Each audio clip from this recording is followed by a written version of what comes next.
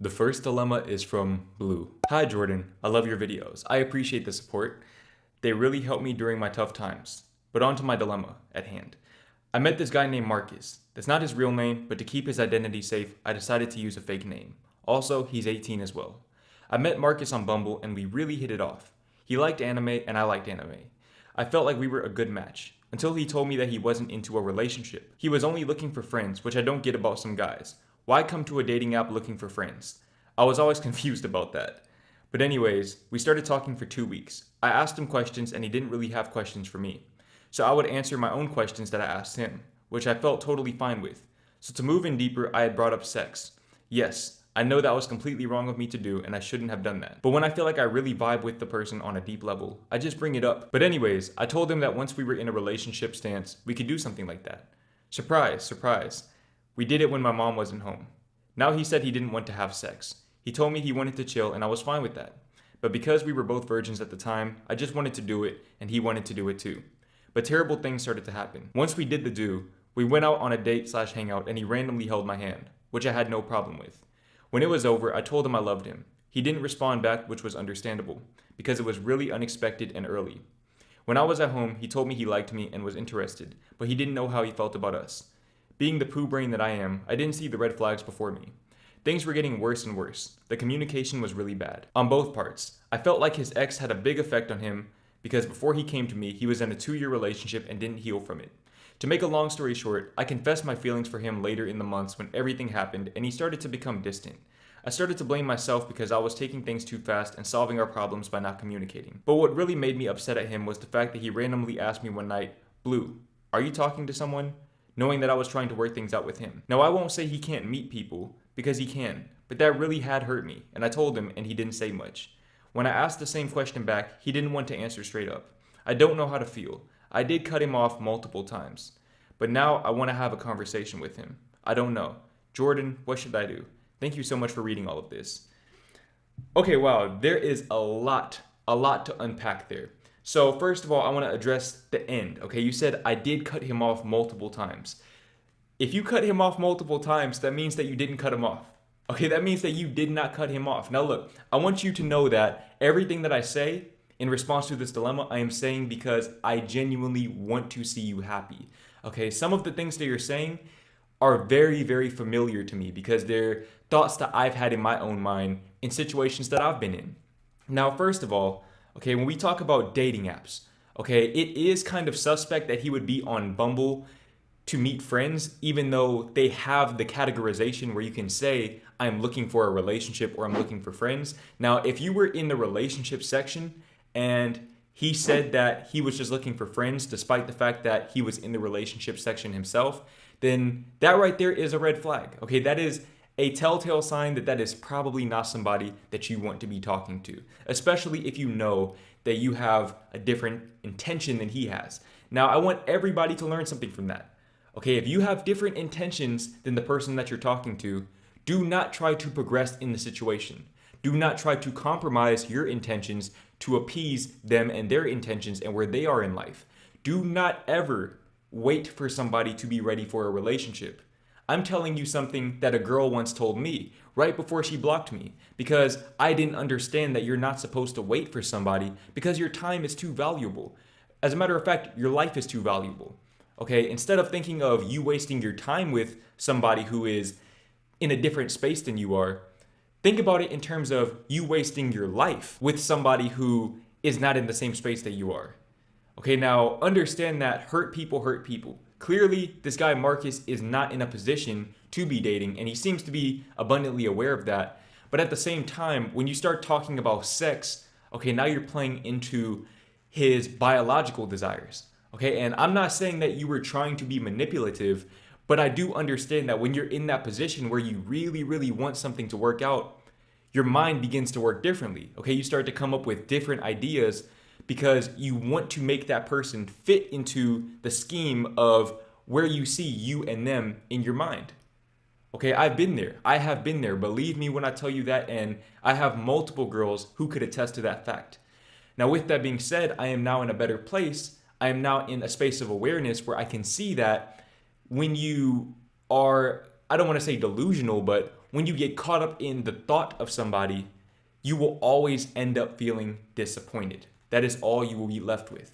Because when you have expectations for people that they never asked for, when you place them on these pedestals that they're not ready to be on, and you place them on a pedestal above yourself even, you're basically setting yourself up for failure. Okay, there is no way that that situation will progress to the point that you want it to progress to.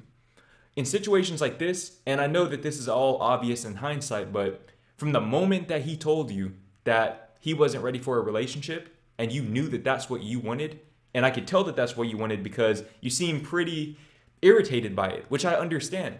But from the moment that you saw that, that should have been it. Now, as far as him holding your hand and things like that, look, I've been through that as well. Okay, I have been through situations where girls told me that they weren't ready for relationships, and then maybe we hang out and the vibe gets a little too intense, and all of a sudden they're sending me mixed signals.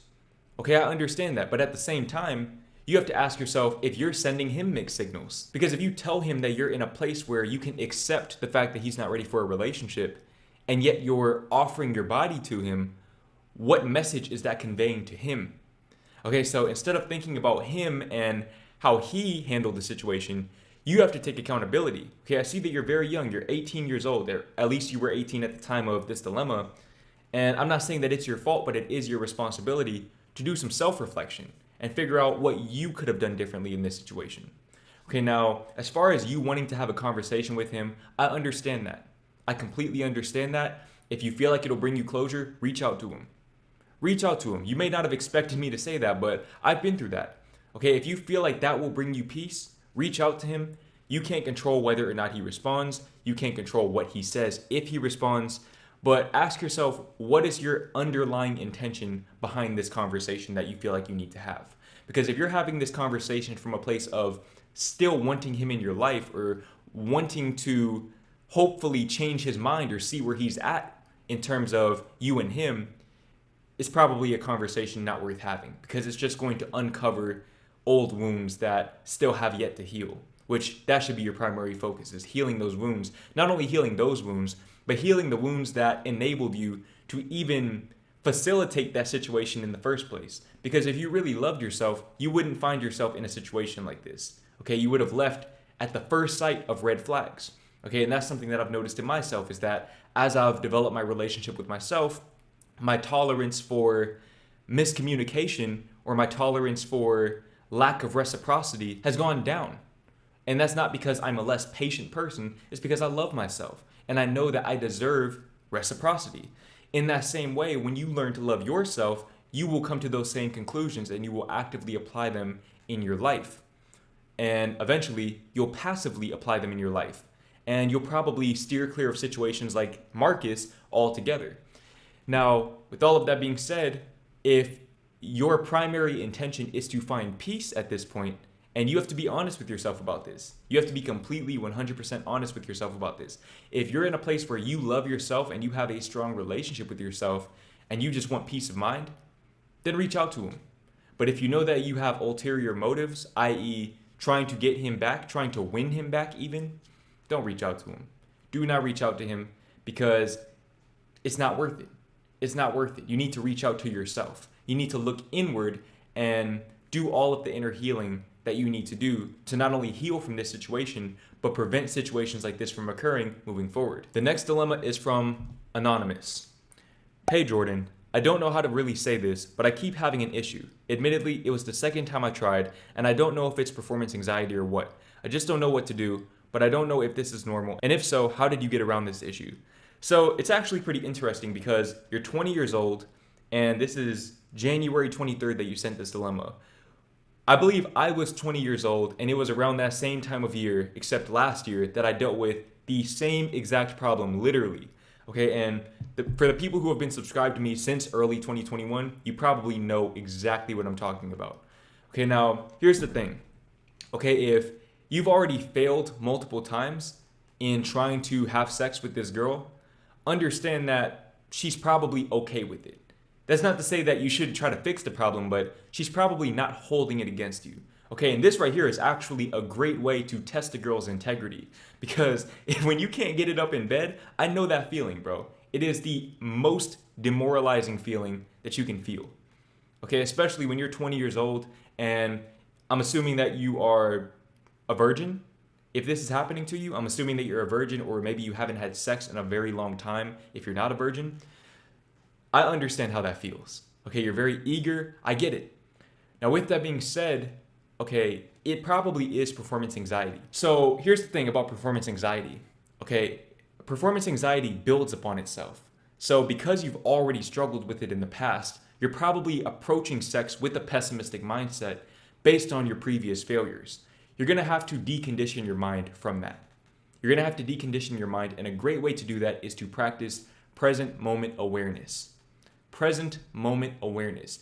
Take the time to actively be present, especially when you are getting intimate with this girl or whoever you're getting intimate with. I don't know the extent of your sex life, but when you're getting intimate, take the time to really be present in that situation and focus on the sensual factors. Okay, so feel the way that her skin feels. Okay, hear the sounds, and just take in all of the sensory factors of that situation so that you can paint a complete picture in your mind and be as present as you possibly can to basically forget about your past failures or failures. Okay, you haven't failed until you stop trying. So you need to have a short-term memory with things like this. It's kind of like when you're playing basketball. Okay, if you're playing basketball, pickup game with a bunch of strangers and you airball that first shot, you may feel pretty bad, but you have to have that short-term memory such that the next time you get that open shot, you hit nothing but the bottom of the net. Okay, and from there, that's when you build that momentum up and it becomes second nature to you.